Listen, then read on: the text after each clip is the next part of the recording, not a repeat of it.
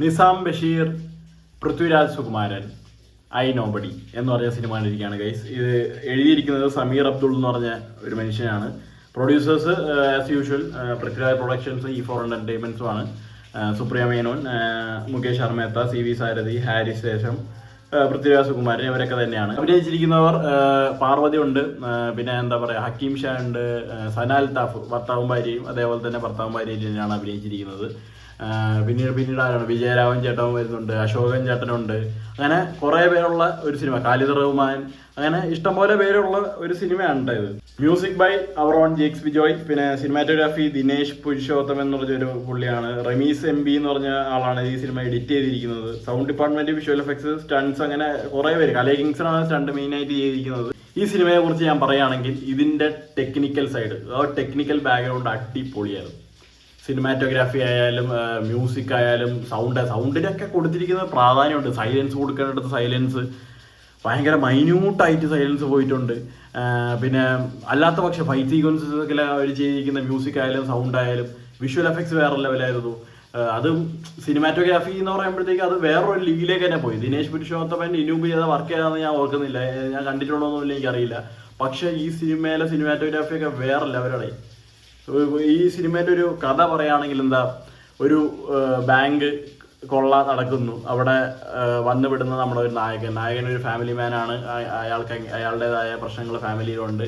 അങ്ങനത്തെ കാര്യങ്ങളൊക്കെ പറഞ്ഞൊക്കെ പോയി ഈ ഒരു ഹൈസ്റ്റ് സിറ്റുവേഷനിൽ ഈ കൊള്ളക്കാരുടെ കൂടെ ഈ നായകൻ പെട്ടുപോവുകയാണ്. അവിടെ നിന്നാണ് സിനിമേൻ്റെ ഒരു ജേർണി സ്റ്റാർട്ട് ആവുന്നത്. ആൻഡ് ബാക്കിയൊക്കെ കണ്ടറിയേണ്ട കാര്യമാണ്. കാരണം കുറേ എലമെന്റ്സ് ഉണ്ട് ഈ സിനിമയിൽ, കുറേ ക്യാരക്ടേഴ്സ് ഉണ്ട്, അവർക്കൊക്കെ പറയാൻ കുറേ കാര്യങ്ങളുണ്ട്. ഇങ്ങനെ പല പല കാര്യങ്ങളും എന്താ പറയുക അൺവീൽ ചെയ്താണ് ഈ സിനിമ പോയിരിക്കുന്നത്.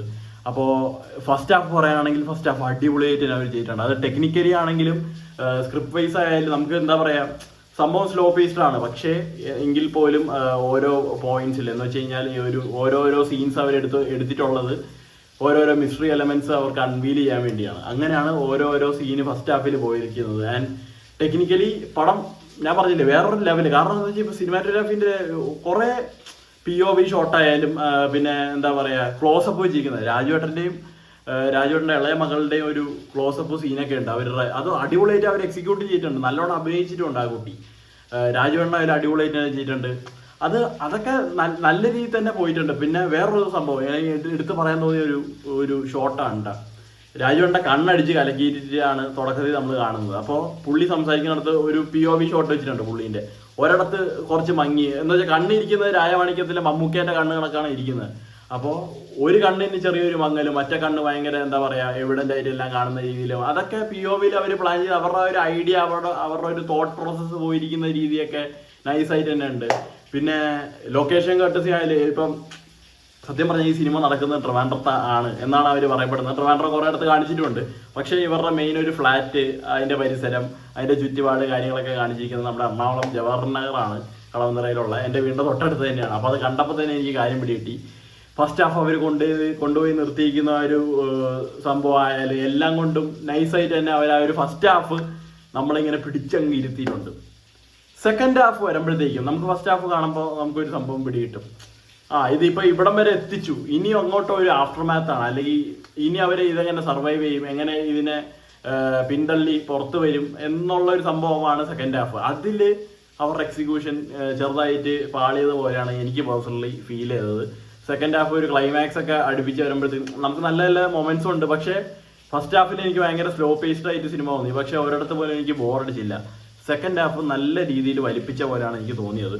കുറേ സ്ഥലത്തൊക്കെ അവർക്ക് ട്രിം ചെയ്യാമായിരുന്നു. ഈ 2:45 ദൈർഘ്യ അവർക്ക് ഒരു 2:30 അല്ലെങ്കിൽ 2:15 വരെയൊക്കെ എത്തിക്കാനുള്ള ഭാഗത്തിനുള്ള സംഭവം ഉണ്ട്. ഫസ്റ്റ് ഹാഫിൽ ഞാൻ ഒരിക്കലും അത് പറയില്ല. ഫസ്റ്റ് ഹാഫ് നല്ല രീതിയിൽ തന്നെ അവർ വന്നിട്ടുണ്ട്. സെക്കൻഡ് ഹാഫിലോട്ട് വരുമ്പോഴത്തേക്കും അത് കുറേ ഡീവിയേഷൻസിലൂടെ പോയി കുറേ വഴിത്തിരിവുണ്ടാക്കി. വിജയരാഘവൻ ചേട്ടൻ വരുന്നു, കുറേ എന്താ പാർട്ടിക്കാരും മറ്റേ പൊളിറ്റിക്സും, അത് ഡയറക്ടറിന്റെ കുറേ പൊളിറ്റിക്സ് ഒക്കെ പറയുന്നിടത്തൊക്കെ എന്താ പറയുക എനിക്കൊരു ഭയങ്കര ഇഴച്ചിൽ ഫീൽ ചെയ്തു. ഇവർ എല്ലാം സർവൈവ് ചെയ്ത് ആ ഒരു പ്രശ്നങ്ങൾ കഴിഞ്ഞ് അവർ എത്തുന്നുണ്ടെങ്കിൽ പോലും അവസാനം ഒരു ഫീൽ ഗുഡ് രീതിയിലാണ് അവർ അത് പിടിച്ചിരിക്കുന്നത്. എനിക്കത് ഈ ഒരു സാധനം കിട്ടണ്ടേ, ഒരു ഓ ഫാക്ടർ കിട്ടണ്ടേ, അതെനിക്ക് ടുവേർഡ്സ് എൻ്റെ എനിക്ക് കിട്ടിയില്ല. എനിക്ക് പേഴ്സണലി പറയാനാണെങ്കിൽ ഈ സിനിമേൻ്റെ ഫസ്റ്റ് ഹാഫ് അജയ് ഗംഭീരവും സെക്കൻഡ് ഹാഫിലേക്ക് വരുമ്പോഴത്തേക്ക് എനിക്ക് ഓക്കെ എന്ന് പറയുന്ന ഒരു രീതിയിലാണ്. ടോട്ടലി നോക്കുമ്പോൾ എനിക്കിത് ഒരു ആവറേജ് പടം, ഒരു വൺ ടൈം വാച്ച് എക്സ്പീരിയൻസ് ആയിട്ടാണ് എനിക്ക് പേഴ്സണലി തോന്നിയത്. ഞാൻ ഇപ്പോഴും പറയുന്നു, ഇതിൻ്റെ ടെക്നിക്കൽ ഡിപ്പാർട്ട്മെന്റിൽ പ്രവർത്തിച്ച ഓരോ ആൾക്കാർക്കും ഒരു ബിഗ് സല്യൂട്ട്. ആക്ടേഴ്സ് ആയാലും അശോകൻ ചേട്ടൻ കിടിലനായിട്ട് ചെയ്തിട്ടുണ്ട്, രാജേട്ടൻ ചെയ്തിട്ടുണ്ട്, പാർവതി ചെയ്തിട്ടുണ്ട്. എല്ലാവരും അവർക്ക് കൊടുത്തിരിക്കുന്ന ക്യാരക്ടേഴ്സൊക്കെ അടിപൊളിയായിട്ട് തന്നെ ചെയ്തിട്ടുണ്ട്. അതിനൊന്നും വിലയിരുത്താൻ ഞാൻ ആളല്ല, അവർ നല്ല രീതിക്ക് തന്നെ ചെയ്തിട്ടുണ്ട്. സിനിമ കണ്ട ഒരു പ്രേക്ഷകൻ എന്ന നിലയിൽ എനിക്ക് സെക്കൻഡ് ഹാഫ് കുറച്ച് എഴച്ചിലായിട്ട് ഫീൽ ചെയ്തു. പക്ഷേ കണ്ടിരിക്കാമെന്നുള്ള സിനിമയാണ്, ഒരു ഫ്രഷ് തോട്ടാണ്.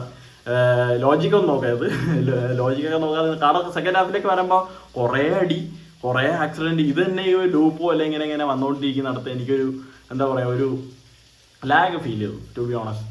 അപ്പോൾ അതാണ് ഐ നോബഡി എന്നുള്ള സിനിമയെ കുറിച്ച് എനിക്ക് ടോട്ടലി പറയാനുള്ളത്. നിസാം ബഷീറിൻ്റെ വലിയൊരു ഫാൻ തന്നെയാണ് ഞാൻ. കാരണം വെച്ചാൽ അമ്മാതിരി ഒരു നല്ലൊരു ഫീൽ ഗുഡ് ക്ലാസ് ഒരു പടം എടുത്തിട്ട്, ആരും ചിന്തിക്കാത്ത രീതിയിൽ എക്സ്പീരിമെൻ്റൽ പടം മമ്മൂക്കേനെ വെച്ചെടുത്ത് ഇപ്പം ഇങ്ങനത്തെ ഒരു സിനിമയും കൂടി എടുത്തു. പക്ഷേ ഈ സിനിമേൻ്റെ തട്ട് മറ്റേത് വെച്ച് നോക്കുമ്പോൾ പൊങ്ങി നിൽക്കും, മറ്റു രണ്ട് സിനിമകളുടെ തട്ട് താഴ്ന്നു തന്നെ ഇരിക്കും എന്നാണ് എനിക്ക് പേഴ്സണലി പറയാനുള്ളത്. So that's all with I nobody. And yeah, ഇനി അടുത്ത രാജുവേട്ടൻ്റെ ഖലീഫ വരുന്നുണ്ട്, അത് കാണണം. So that's all, bye bye.